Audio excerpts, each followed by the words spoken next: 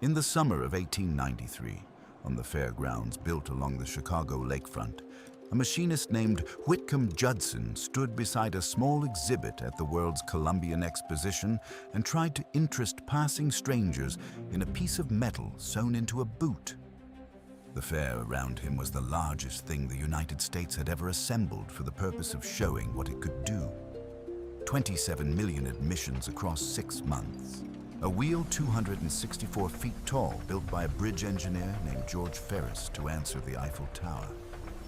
Buildings the size of cathedrals lit by electric light at a time when most American homes were lit by kerosene. Somewhere inside all of that, Judson had his device. He called it the clasp locker. The patent had been granted on the 29th of August of that year, after 22 months of examination, and he had a second one to go with it. He had a financial backer, a lawyer from Meadville, Pennsylvania, named Colonel Lewis Walker. He had a company. What he did not have was a device that worked. It jammed. It sprang open without warning. It caught cloth and tore it. Judson and Walker had sewn the things into their own boots, which was less a sales tactic than a demonstration of faith. And even on their own feet, the clasp locker misbehaved. Over the next several years, the company would sell a handful of units, mostly for mail bags and shoes, and mostly to people who did not order a second batch. Judson died in 1909. The device that made his idea work was designed 4 years after his funeral by a man he had never hired, in a factory his company had not yet built, and it was not called a clasp locker. It was not called a zipper either. Nobody called it a zipper for another 14 years. That object is the thing holding your jacket closed right now. It is on the fly of the trousers you are wearing, on the bag by the door, on the case your reading glasses live in. It is the most common mechanical device in the average American home, and it spent 20 years as a punchline. How does a failure stay funded for 2 decades? The idea was older than Judson, which is the part most people get wrong from the start. In 1851, Elias Howe received United States patent number 8540 for something he called an automatic continuous clothing closure. It was a row of clasps drawn together by a cord rather than a slider, and Howe never built a business around it. He was busy. He was in the middle of a patent fight with Isaac Singer over the sewing machine that would eventually make him one of the wealthiest inventors in America. And that fight is a story large enough to require its own telling. Howe filed the closure, collected the paper, and let it sit. 42 years passed before anyone tried again in earnest. What Judson brought was the slider. Howe's clasps closed all at once when you pulled a string. Judson's idea was that a small block pulled along a track could close a row of hooks and eyes, one pair at a time, sequentially, using the mechanical advantage of a wedge. The story that has followed him ever since is that he built it for a friend with a stiff back who could not bend down to lace his boots. Whether or not that is true, the problem was real. In 1893, a pair of men's high boots had 20 or more eyelets. A woman's dress could take a servant or a sister to close. The market was enormous and obvious, and Judson had aimed straight at it. The engineering was where it fell apart. Hooks and eyes have to catch each other precisely, and Judson's caught each other about as often as a coin lands on its edge. The company changed names the way a man changes coats when the weather turns against him. Universal Fastener, the automatic hook and eye company. The Fastener Manufacturing and Machine Company. It moved from Chicago to Hoboken, New Jersey. A later version was marketed under the name Security, which promised in a single word the one thing it could not deliver, and which developed a reputation for coming open in public. The customers it did find were the ones with no reputation to lose. A batch went to the post office for mail bags on the theory that a sack of letters does not complain when a fastener springs open in a sorting room.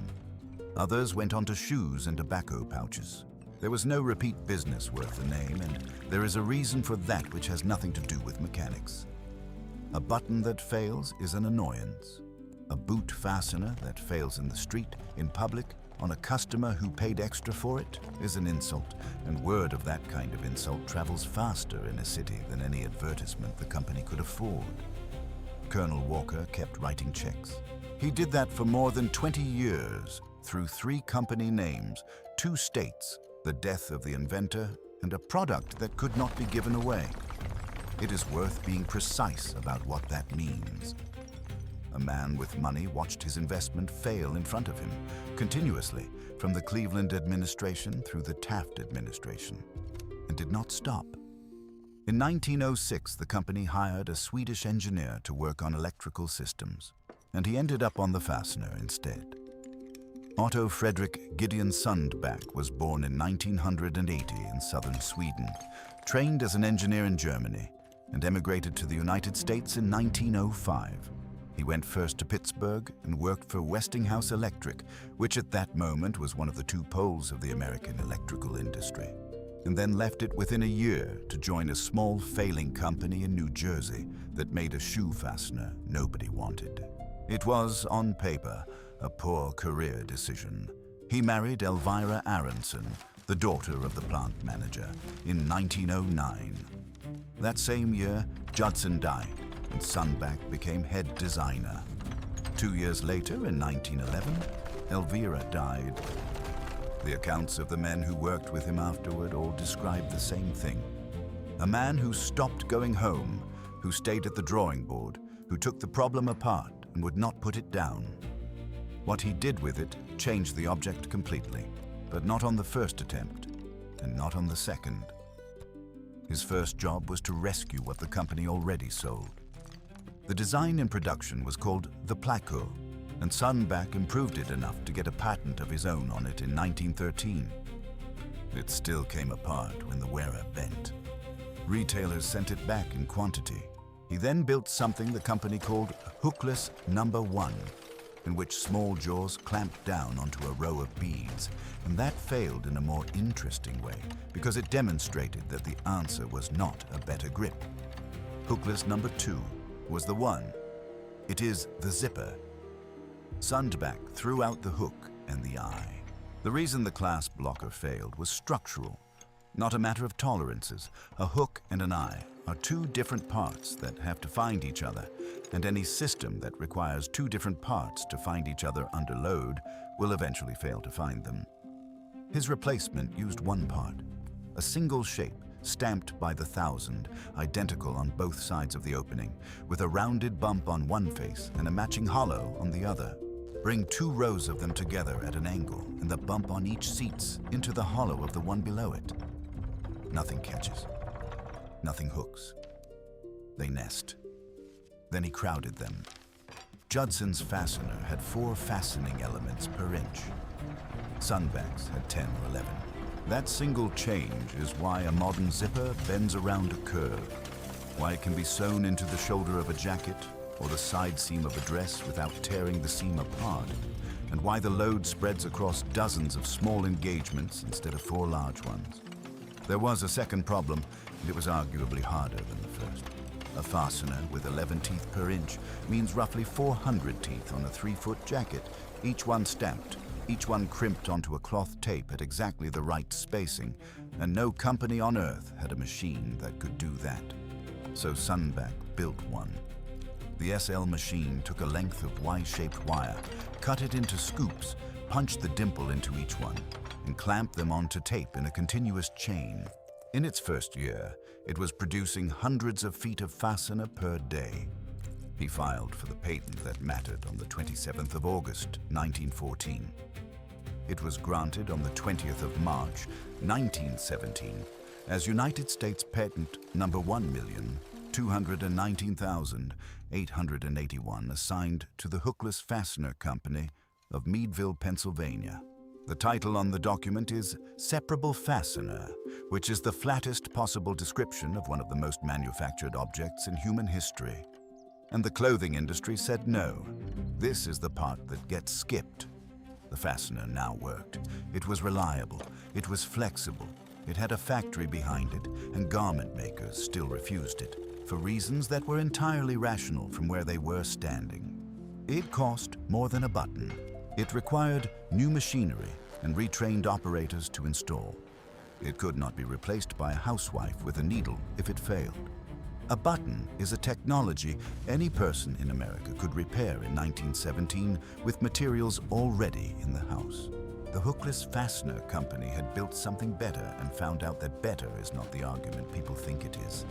So they went looking for customers who did not have the option of buttons. A tailor in New York named Robert Ewing started buying the fasteners to make money belts. American sailors in the First World War had uniforms with no pockets, which meant a man with pay in his hand had nowhere to put it. And a belt that sealed shut with one hand solved that. In 1917, the hookless Fastener Company sold 24,000 units, and almost every one of them went into those belts.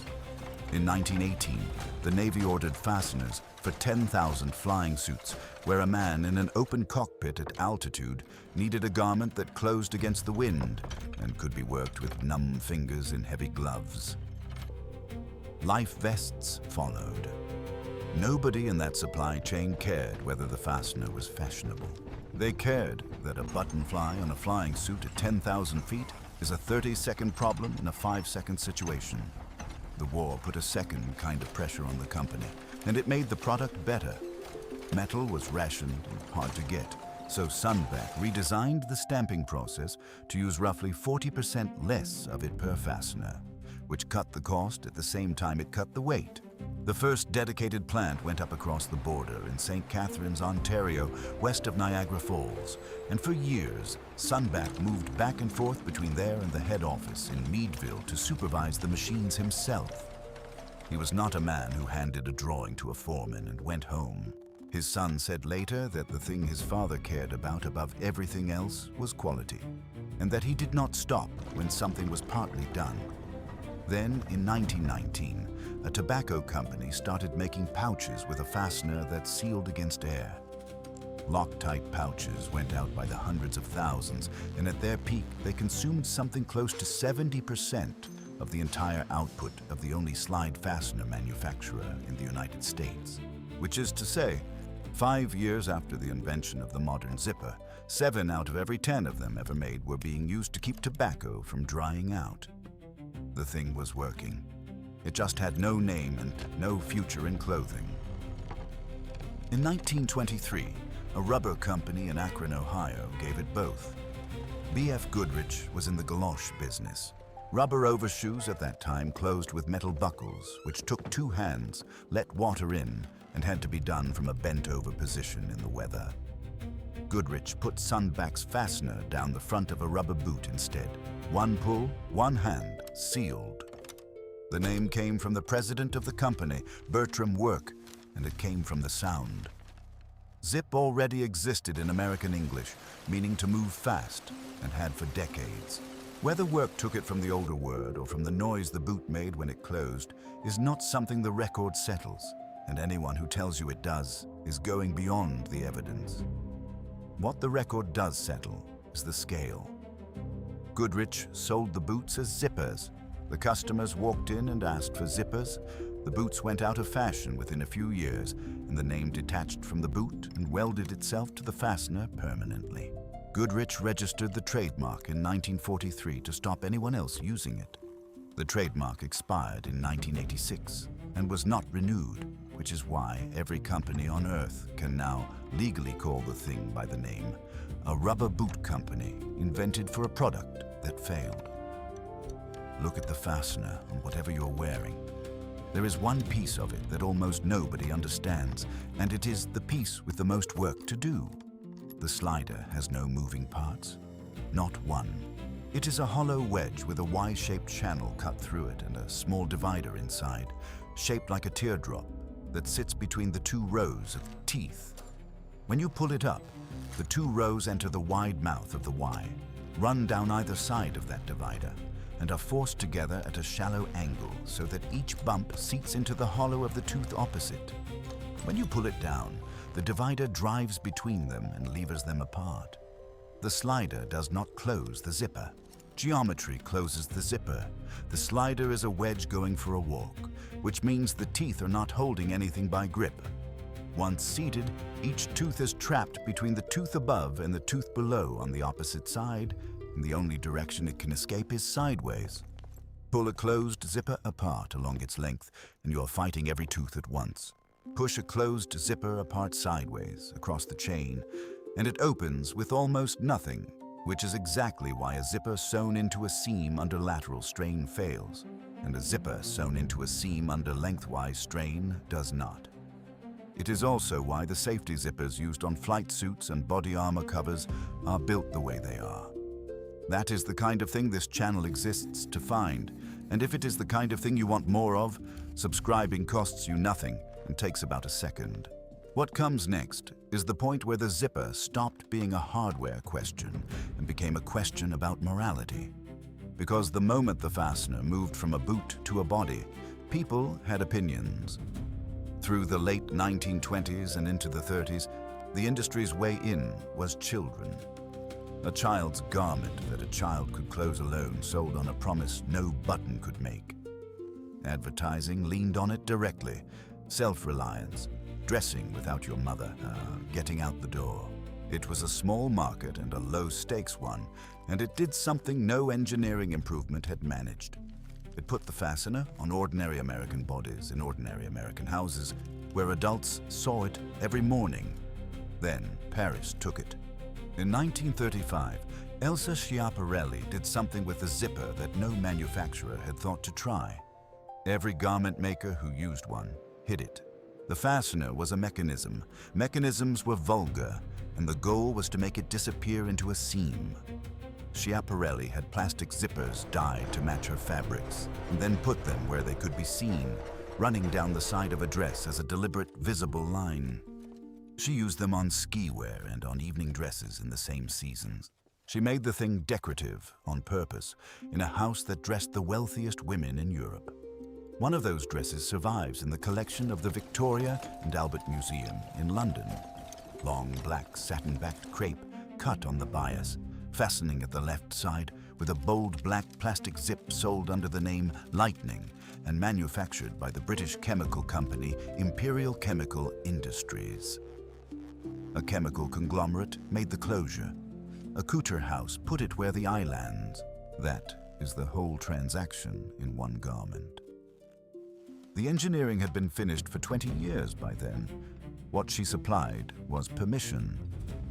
2 years later came the fight the industry itself named.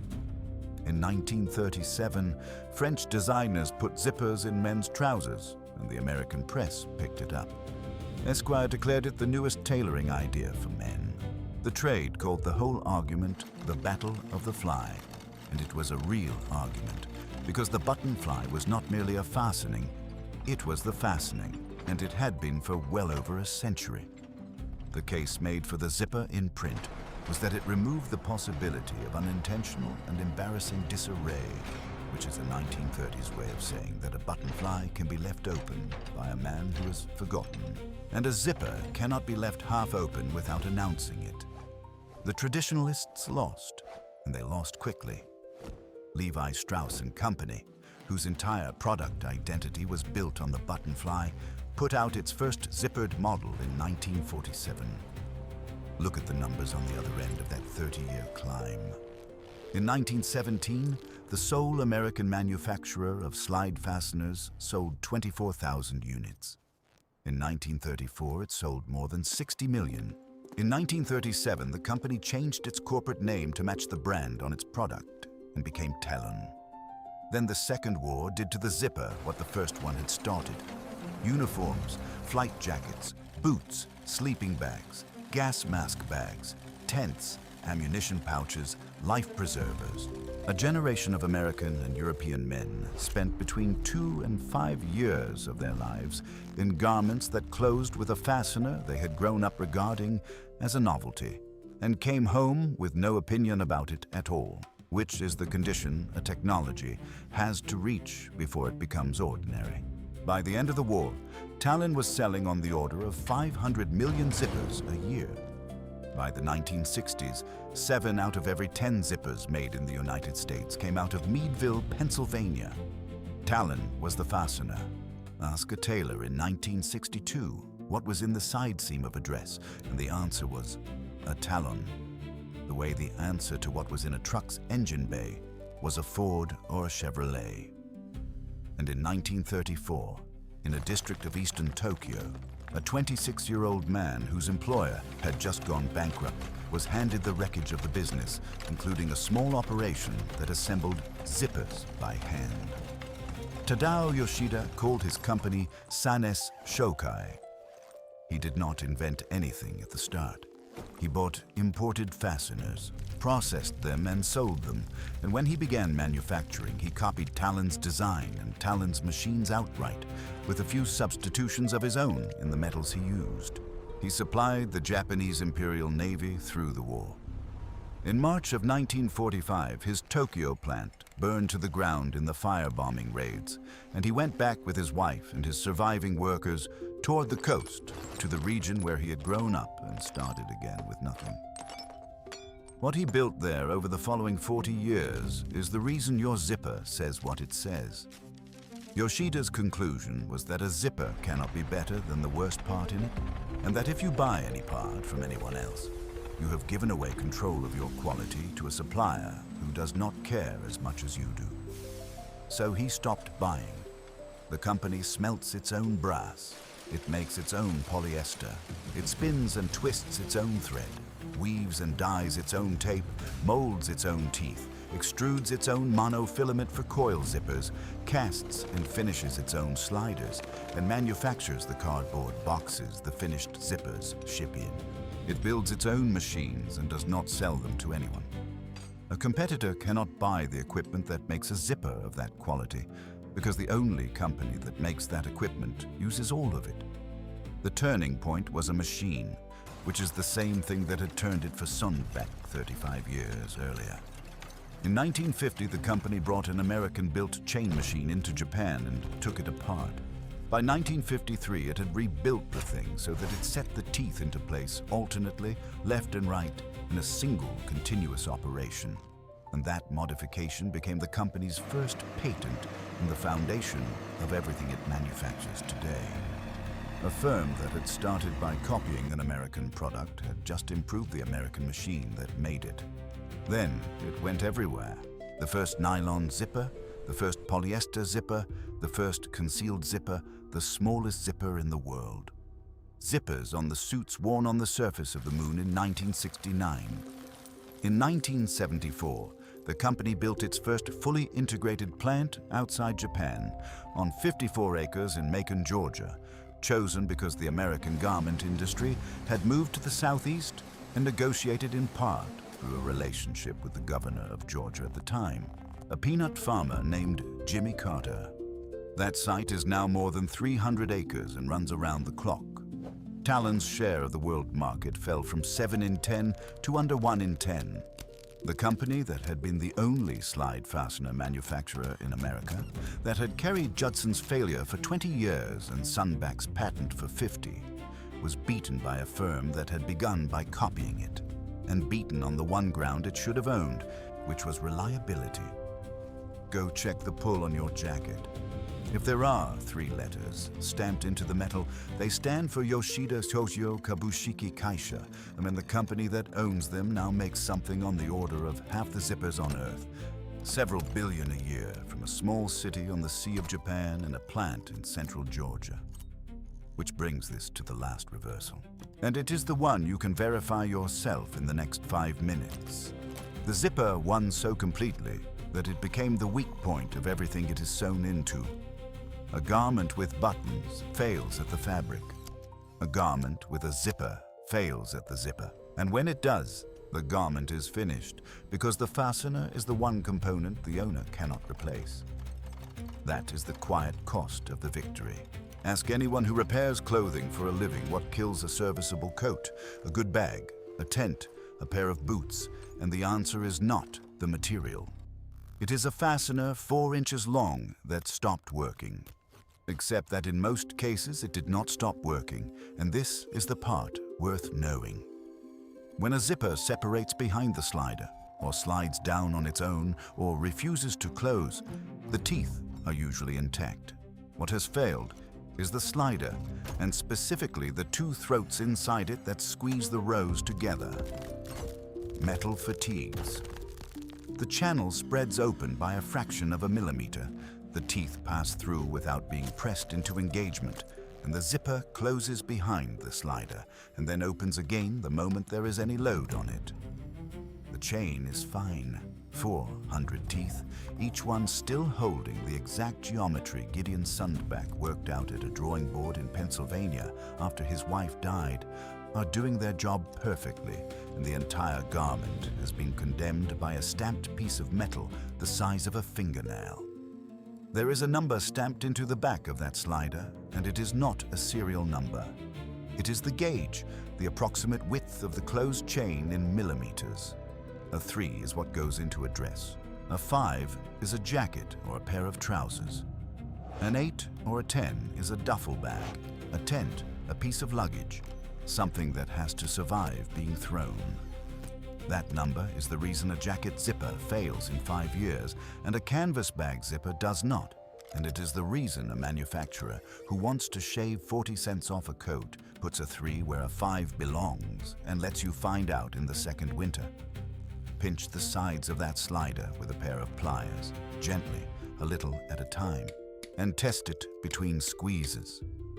Most of the time the zipper comes back. If it does not, the slider unclips and a replacement costs less than a cup of coffee. The teeth are the expensive part, and the teeth almost never fail. There is a trade built on exactly this. Zipper repair is one of the few remaining small businesses in American towns that consists almost entirely of replacing one stamped part on an item the owner had already written off. And the people who do it will tell you the same thing every time. The customer arrives believing the coat is dead and leaves 20 minutes later with the coat. The failure is that specific and that repairable, and almost nobody knows it because the fastener is the one part of a garment that was never designed to be understood by the person wearing it. That is the state of the object at the end of the story. A device that was patented in 1851 and abandoned, demonstrated in Chicago in 1893 and ignored. Funded for 20 years by a lawyer from a small town in Pennsylvania who had every reason to quit. Redesigned by a widowed Swedish engineer who had to build the machine before he could build the product. Rescued by the pockets American sailors did not have and by 10,000 flying suits. Named by a rubber boot that went out of style. Made respectable by a couturier in Paris who refused to hide it, and made universal by a magazine argument about trousers in 1937. Perfected in a Japanese town by a man who had been bombed out of his first factory. And now, sitting on your body, in a form so reliable that its only remaining failure mode is a part you can fix yourself with pliers. Judson never got one to work. He is credited with the invention on every plaque and in every encyclopedia entry, and he died 4 years before the design that made his idea function was drawn, having spent 16 years selling a product that popped open in front of customers. If this is the kind of history you want more of, subscribe to Fabric Myths, because every fabric and every fastener in your closet has a story like this one underneath it. Tell me in the comments which part of this surprised you most, because for most people it is either the tobacco pouches taking 7 out of every 10 zippers ever made, or the fact that a broken zipper is almost always a working zipper with a worn slider. Tell me where you are watching from, and tell me which material you want taken apart next. And if you have not seen it yet, watch our video on denim, because the reason a pair of jeans fades in the exact shape of the person wearing them comes down to a chemical inconvenience that nobody ever managed to fix.